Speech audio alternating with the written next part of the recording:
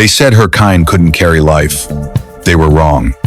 Buried beneath a blizzard on the edge of the galaxy, an alien woman breathes for the last time until a human soldier lifts her from the frost. He didn't ask who she was. He didn't care what the rest of the galaxy had decided. He simply lit a fire and waited. But what came next wasn't healing. It was a heartbeat. And when the child opened his eyes, the laws of biology and prophecy collapsed. The wind didn't howl, it pressed, like memory, like shame. Snow moved sideways across the horizon, carving ridges into the frozen plains, as if something older than weather wanted to erase the world and start again. And there, at the edge of the storm, where the wilderness forgot its name, she collapsed. Her body hit the ice without sound. No cry, no gasp, just the soft weight of surrender. Nyrah had walked too far from exile and too long, with a wound they told her would never bloom. Her breath came in shallow wisps, curling against the blue-gray of her skin, vanishing like secrets never told. She didn't expect to be found. But he came quiet, unhurried, like someone who'd learned that rushing toward anything usually meant missing what mattered. Eli Ward, wrapped in weather-worn gear, with a rifle slung lazily over one shoulder and hands shaped by building more than breaking. Former soldier. Now a man who spoke more with his silences than most did with entire libraries. He knelt beside her with a stillness forged in war and years of choosing peace instead. Her body was too large for the thermal blankets he carried. Too alien. Crystalline shoulders that shimmered faintly in the stormlight. Skin veined with something like frost, but a liver radiant with failing heat. He didn't flinch. He didn't reach for a scanner or a weapon. He built a fire.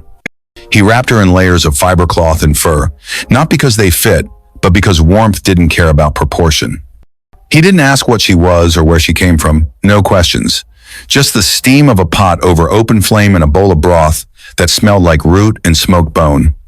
"You're not a threat, just cold," he muttered, voice like gravel worn smooth. She couldn't respond, could barely open her eyes. But something shifted in the quiet between Thema's silence, not born from fear, but permission. He didn't try to fix her. He just sat, close enough to share body heat, far enough not to claim her space. Nyrah hadn't known gentleness in years. Not since the breeding councils declared her defective. Not since the song in her chest failed to harmonize with the ritual choruses, her womb echoing void where resonance should have bloomed. They called her void-born, broken, unfit for purpose. They didn't exile her because they hated her. They exiled her because she made them uncomfortable. A reminder that even engineered perfection has fault lines. And now here she was, on a strange planet at the edge of galactic forgetfulness, half buried in snow, rescued by a man who didn't know her story but still chose to stay. She slept through the first night in gasps, fevered, half dreaming, half mourning. He never left. Sometimes, in the quiet hours before the storm eased, he'd stir the fire and glance toward Hernote out of curiosity, but to ensure the heat held. Not to study, but to witness. The second night, she woke to the sound of wind through pine bones. The world hadn't ended, and neither had she. He handed her water. She drank. Their eyes met. His were lined, silver-flecked, worn down by history.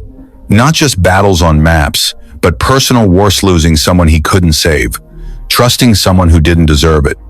That kind of grief softens certain men, makes them quieter, but not colder. Nyrah saw something in him that felt familiar, not his pain, but his refusal to weaponize it. She tried to speak. Her throat ached. Her voice cracked, sounding like shale breaking underwater. "I'm not meant to be here." He didn't blink. "Neither am I," he said. They didn't say more, but she stayed.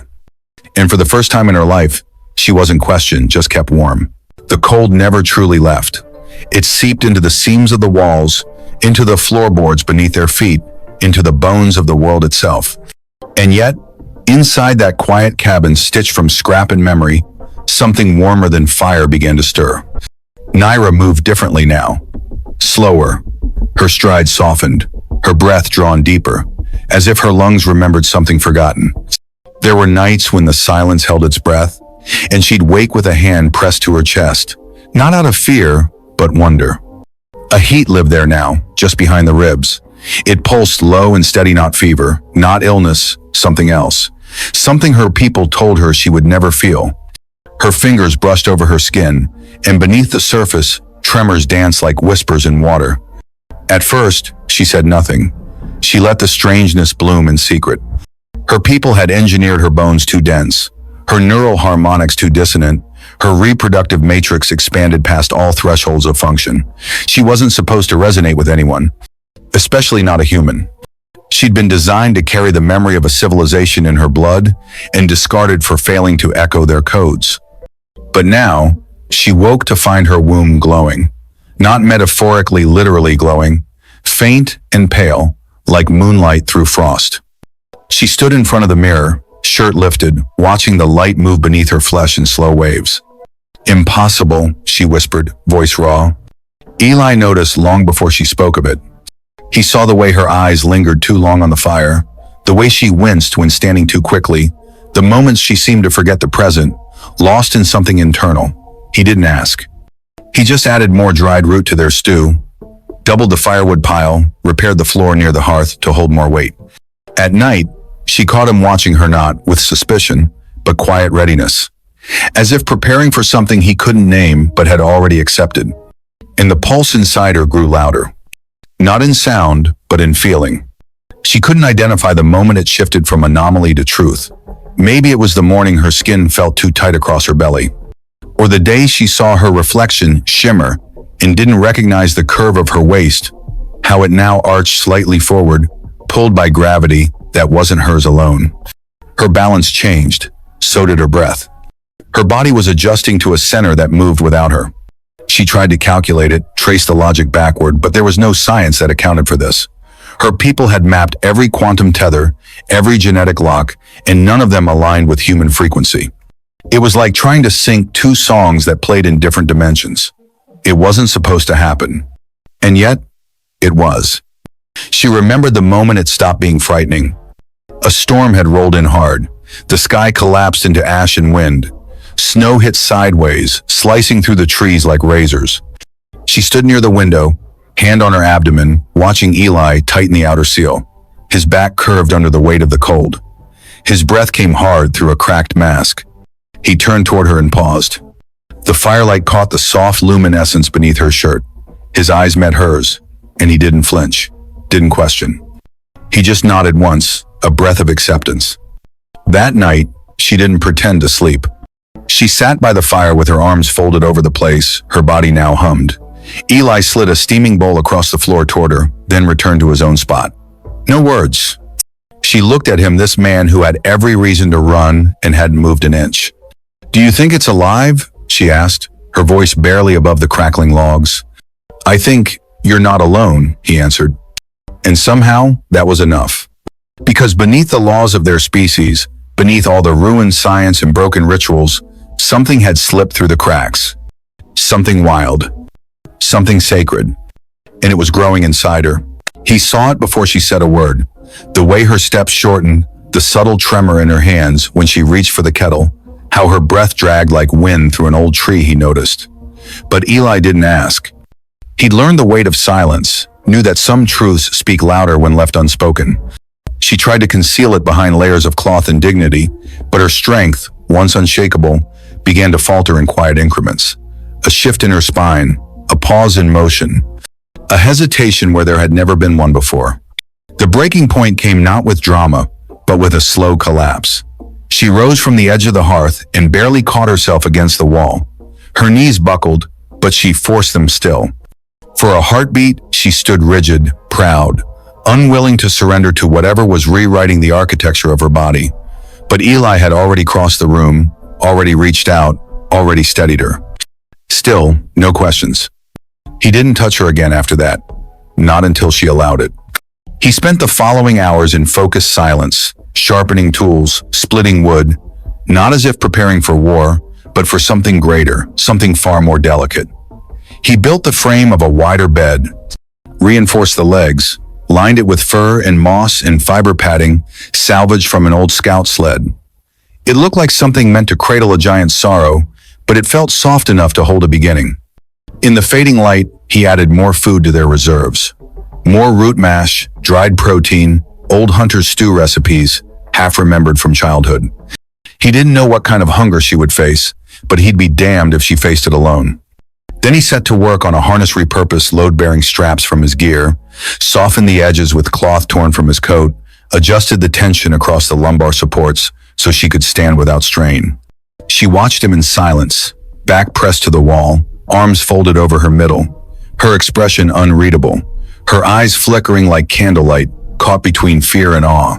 When he finished, he didn't offer it to her. He left it within reach and sat back by the fire, hands loose in his lap, eyes never demanding. That was the moment she understood. He wasn't waiting for answers. He was waiting for permission. And she gave it. That night, when the fire had burned low and the world outside fell into the hush only snow could command, she moved toward him. Her steps were small, but sure.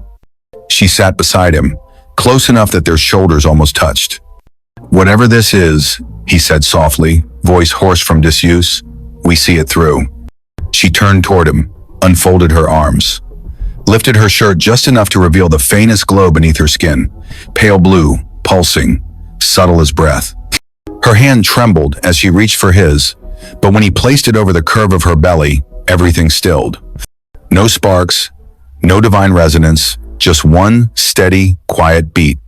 His palm settled there, warm and grounded, and for the first time in her life, her body didn't feel like a failure. She wept not from fear, not from the weight of the unknown, but from the impossible gentleness of that moment, from being seen not as anomaly or mistake, but simply as someone changing. And when she finally let the tears fall, they didn't sound like sorrow. They sounded like permission to hope. The storm didn't just come, it descended, heavy, deliberate, as though the sky had finally decided to fold in on itself. Wind screamed through the bones of the forest, dragging sleet like razors across the dome, but inside their hollowed shelter of woven roots and scavenged hides, the world held its breath. Shadows clung to the walls. The fire dared not flicker too loudly. Everything leaned inward, drawn towards something ancient crossing the threshold between the unseen and the real. Nyrah gripped the furs with both hands, spine arched in a trembling arc, eyes wide and glowing, not with pain, but with an instinct so old it didn't need a name. Her breath came slow, deep, not labored anchored. Every exhale echoed like a ritual. She didn't scream as a warning. She sang, a low vibration that passed through her throat and out into the air like a frequency lost to time, whale song beneath the ocean of stars. Something that had slept inside her bones was waking up, and the very earth around her listened. Eli knelt by her side, silent, steady. He hadn't asked what would happen. He didn't pretend to understand. He only made the ground soft and warm, arranged the light so it wouldn't burn her vision, placed water nearby but didn't force it into her hands.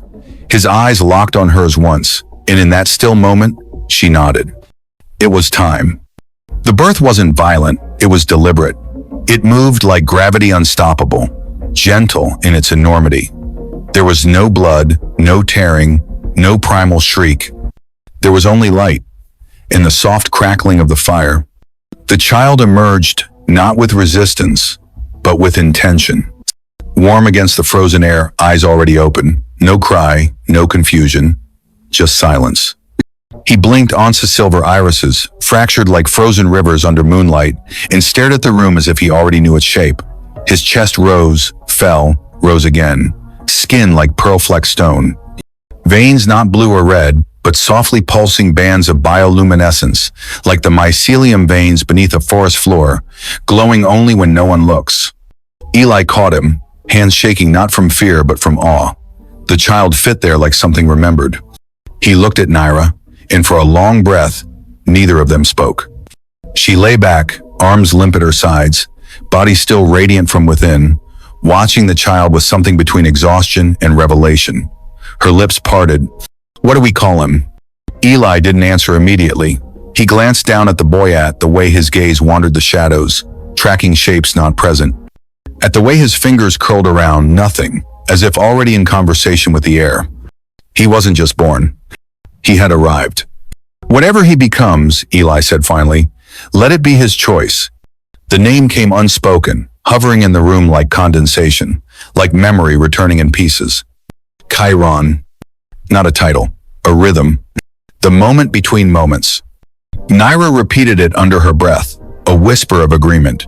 Not a mother's naming, but a priestess's recognition. The wind outside roared on, but it didn't reach them. Not anymore. Inside the dome, time seemed to fold. The storm could rage and claw at the sky, but something more enduring had taken root. Something that didn't need explanation. Something that would be remembered. Not because he cried, but because he didn't. It began with silence, not the absence of sound, but a stillness that reached beneath the skin. Kairon didn't cry, didn't babble like other children. He simply was, present, perceiving. Like a mirror polished by the hand of something unknowable. He sat by the fire most days, wide eyes locked on the flames as if decoding a secret language buried in the motion. When the logs cracked, they cracked softer. When the flames danced, they did so around him, flattening as if bowing in reverence. Eli noticed it first in the little things. Stones along the path that would hum when touched by the boy's fingers. The way the wind shifted direction when Kairon opened his eyes.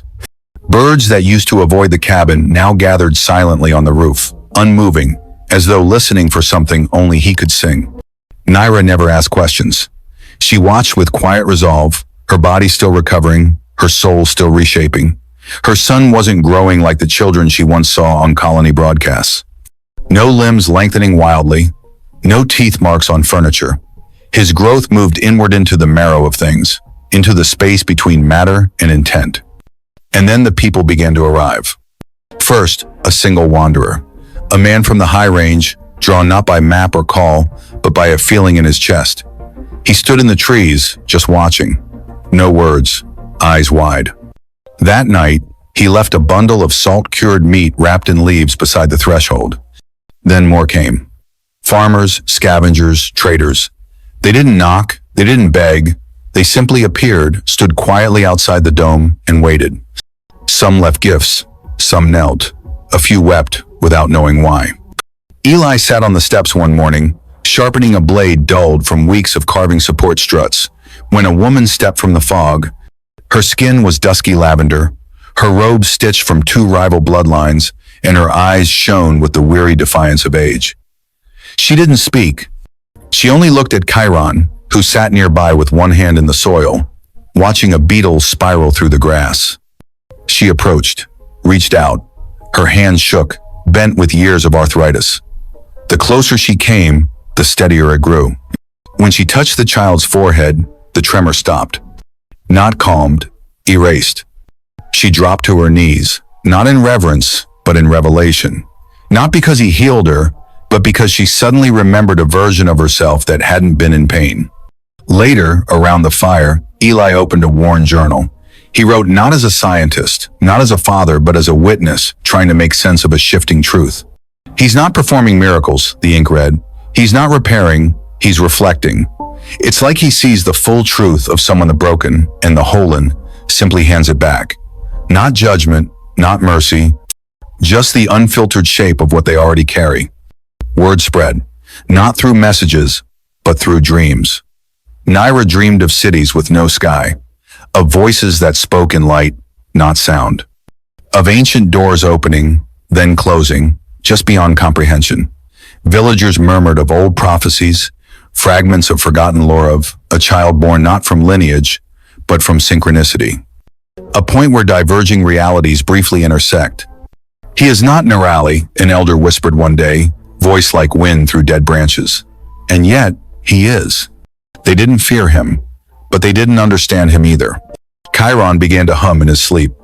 Not melodies, not songs, just vibrations. Long, low, resonant. Like the bones of the world remembering an old rhythm. Sometimes it made glass shatter. Sometimes it made nightmares vanish. Eli stayed close, watched everything, logged nothing. Because there came a point where data could no longer hold meaning. He no longer tried to define the boy. He simply stood at the edge of it like a man watching the tide come in, knowing the shore would never be the same again. The anomaly could no longer be ignored.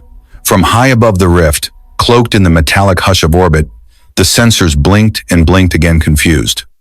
Magnetic silence spread like ink from the child's dome, swaddling the frozen land in a pulse that defied physics. stabilization fields, as if reality itself had slowed to breathe. Entropy reduced across measurable radii. Nothing made sense, and so, the ships came not with guns, but with equations and trembling curiosity. They landed quietly on the frostbitten soil, silver insignias gleaming, boots crunching against snow that refused to melt. Not soldiers, scientists, diplomats. One wore the mark of the Unified Intelligence Corps, another bore the seal of Terran Genetica, and yet another had the ghost-pale skin of Virexian hybrid descent. None of them smiled. Their eyes were sharp with the ache of questions too long unanswered. Nyrah met them at the tree line. She didn't speak. She didn't bow. She stood between the child and the world like a monolith carved by storms. Her hair, wind-slicked, her spine, unwavering. They asked for access, for samples, for data, spoke of peace, of collaboration, of scientific breakthroughs that could save millions. She stared through them. Eli appeared next, coat open, hands bare. "This isn't a subject," he said, voice like stone dragged through snow. "He's the result of everything your species tried to erase." They offered reports. They referenced treaties. One even smiled wrong move. Eli didn't raise his voice, didn't brandish a weapon. He simply stepped forward, close enough for his breath to fog the visors of their gear. "He's not your equation to solve." The lead analyst, a tall woman named Marin, didn't argue. She sat near the dome the next morning, said nothing, didn't take readings, didn't ask permission. She simply sat. The wind howled around her. Frost bloomed in her hair. Days passed, she didn't move. Kairon never looked directly at her, but he hummed sometimes when she was near. Not a tune, a vibration, low, steady, like the resonance of a mountain that's remembered what it was before it became stone. On the third day, she stood. Her knees nearly buckled, but she stood. She walked down the path without a word. The others followed, confused, whispering, but she didn't pause until she reached the shuttle. Before she entered, she turned once eyes glazed, not with trance, but with release. The weight she'd carried for decades now gone, not lifted, rewritten. "I don't know what he did," she said, her voice barely audible. "He didn't speak, he didn't look at me, but he rewrote my grief without touching it." No one responded, because there was nothing to say. That night, Nyrah lay beside her son, and for the first time in years, she slept without dreams. Above them, the sky remained quiet, but the stars, they had begun to listen. She waited until the moon was veiled and the air so still it seemed time had paused to listen. Her breathing had slowed. Each step through the snow was deliberate, measured, like the final words of a poem written too long ago. Nyrah moved beyond the dome, her frame dimly outlined in the pale shimmer of night, her silhouette already unraveling at the edges. She didn't speak as she walked. She didn't look back. The forest swallowed her in silence, a cathedral of frost and memory. Eli woke without knowing why. He rose, heart pounding, a silent alarm ringing in the bones. He stepped outside and saw the footprints off depressions in the snow, vanishing toward the trees. No call, no cry, just instinct. He followed. Branches arched overhead like the ribs of a dying beast. Frost clung to bark like ash. He moved quickly at first, then slower still as the world seemed to hush with every step, as if the very planet was holding its breath. He found her at the edge of the frozen lake. Mist rolled low across the ice. The stars reflected on its surface were distorted bent, as though ripples pulsed from somewhere deep beneath. Nyrah stood there, her arms at her sides, her body still but humming with a quiet radiance that hadn't been there before. The sharp lines of her alien form had softened. Her outline flickered like a candle in wind. She turned when he approached, but only halfway. "I was made to hold nothing," she said, voice gentle, not mournful. "Empty, sterile. A vessel meant for war and silence. But I carried him." Her hands, once clawed and calloused from exile, glowed faintly with iridescent light. "And now, he carries something far greater than I ever could." The wind shifted. 1,000 frozen leaves lifted from the forest floor and swirled around them in a spiral of silver and shadow. Eli stepped forward, his throat tight with things he didn't know how to name. Regret, gratitude, love wrapped in disbelief. He didn't reach for her, he knew better. She smiled, not at him, but through him. And then she simply dissolved. Not into dust, not into pain. She became light, a cascade of luminescent particles that shimmered upward like reverse rain, evaporating into the night sky without a sound. There was no scream, no body, just presence leaving without weight. Eli stood there long after she was gone. He didn't cry. He simply knelt, placed his hand where hers had rested just moments before, and felt the faintest warmth against the snow. Back at the dome, Kairon slept, his skin glowing like the inside of a star, but by morning, he was gone too. No footprints, no farewell, just a bed still warm, and folded blankets that smelled of frost and fire. And above it all, silence. Not the kind that means nothing is happening, the kind that means everything has changed. It starts with one visitor, a woman with tremors in her hands and silence in her mouth. She comes alone, stepping into the cold where once a cabin had stood. But it's no longer a cabin now. The ground breathes. Roots spiral from beneath the frost, curling into archways. Moss glows faintly in the cracks of stone. The dome is gone, but something lingers, something that watches without eyes, that listens without sound. She stands at the center and places a stone. Not just any stone one she carried in her coat since her son vanished in the Andorran collapse. She doesn't speak. She just lowers it to the earth and exhales like it's the first breath she's allowed herself in years. And when she walks away, her hands no longer shake. She never talks about what she felt, only says later, "I remember the color of his voice." The next month, a caravan arrives. A trader from the Western Rim whose daughter was born unable to sleep. A soldier with war still echoing in his spine. An old man who lost his name in the neural upload riots. One by one they come. Not because of a legend, because of a pull. Something magnetic in the marrow of the world, whispering without words. Come see where the impossible took its first breath. They don't call it a shrine. It doesn't feel like one. There's no dogma, no priests, just people bringing what they couldn't carry anymore.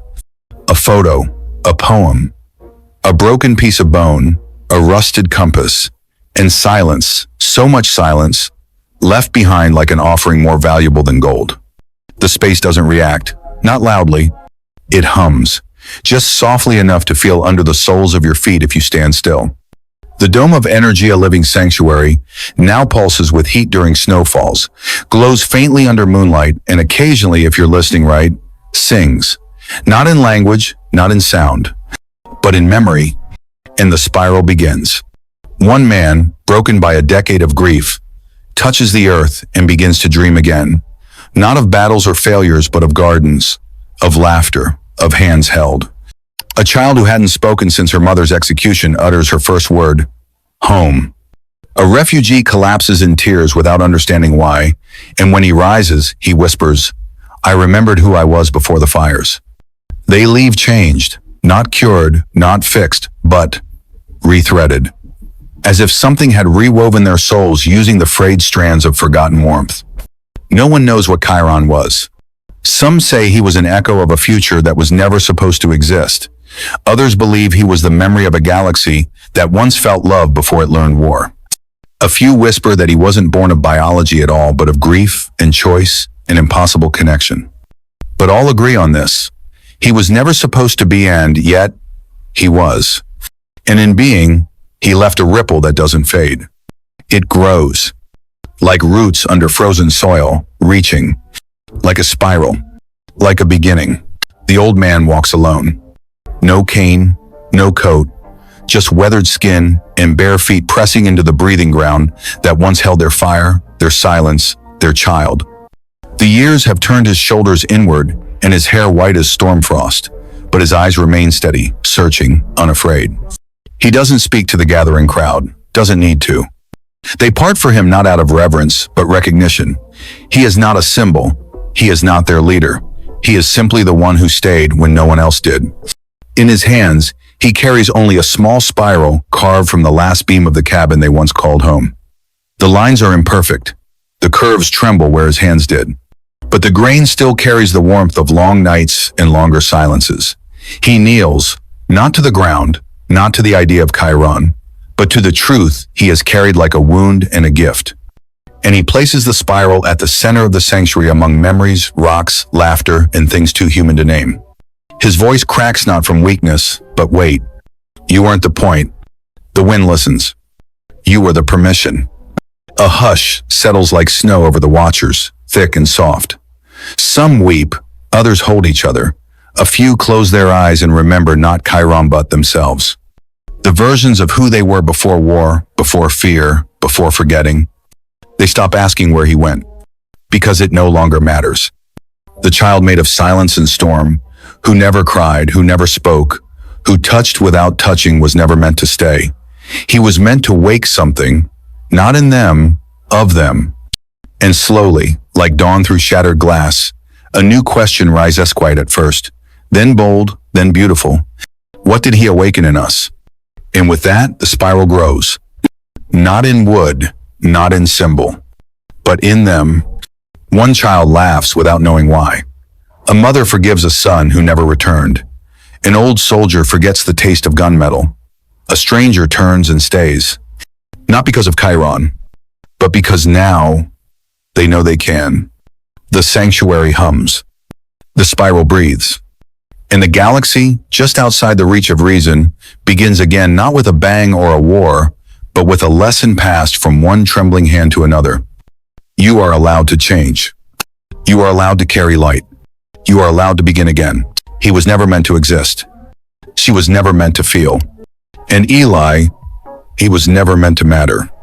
Yet somehow, against the silence of stars and the judgment of species long extinct, a moment happened draw, fragile and unforgettable. Not a prophecy. Not a weapon. Just a child born from stillness, who made the galaxy remember how to breathe again.